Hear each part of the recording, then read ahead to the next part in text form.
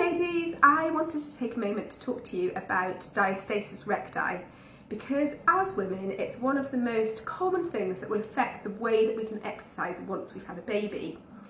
But what is it? And how do we know whether we've got it or not? And why is it even important?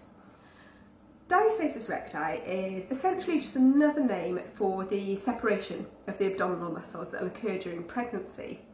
Now, if you think about all the changes that your body's growing through when you're growing a baby, one of the most significant things to happen is that your stomach muscles will actually move apart in order to accommodate that growing baby bump. Amazing stuff. But once baby has arrived, what can often happen, and not in all cases, but it is very common, is that those stomach muscles can just need a bit of guidance and help to gradually close back together again. If you're left with a gap in between the muscles either side, then that's known as your diastasis recti. I'm just going to call it DR from now on because it's a bit of a mouthful. So if you're left with a DR, then it's very important that we're aware of that. And the reason that we need to be aware of it is because if it's left untreated, it can lead to some complications or some problems down the road. Things such as lower back pain, pelvic floor issues. If it's a particularly large gap that you're left with, it could even result in things like hernias and so on.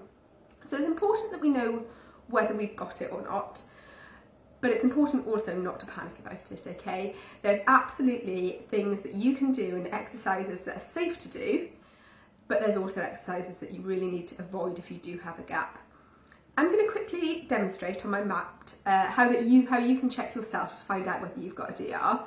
And then I'll just talk through some of the things that you can do to help to close that gap, and more importantly, some of the things that you really need to avoid.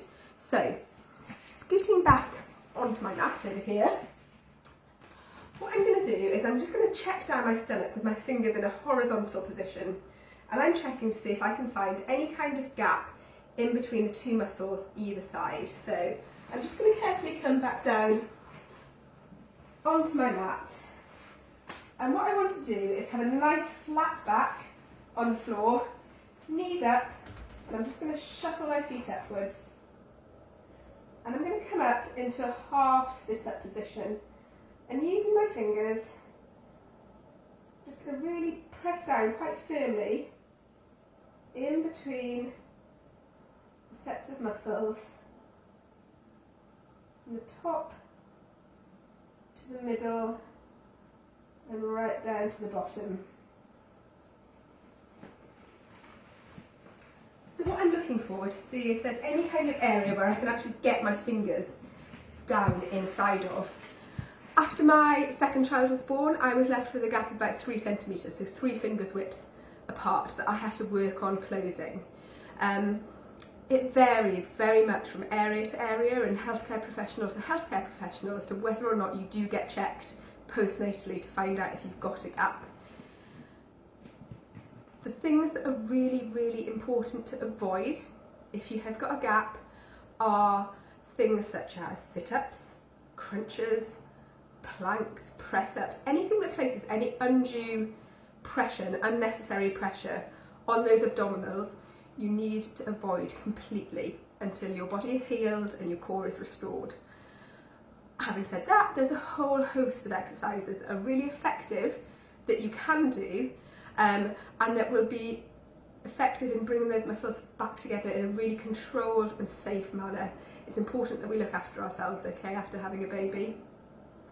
We'll run through all of these exercises in class, in a Bucky Fit class, and I'll also offer you an abdominal check, so I'm more than happy to check to see if you've got a gap yourself, and we'll work on closing that together.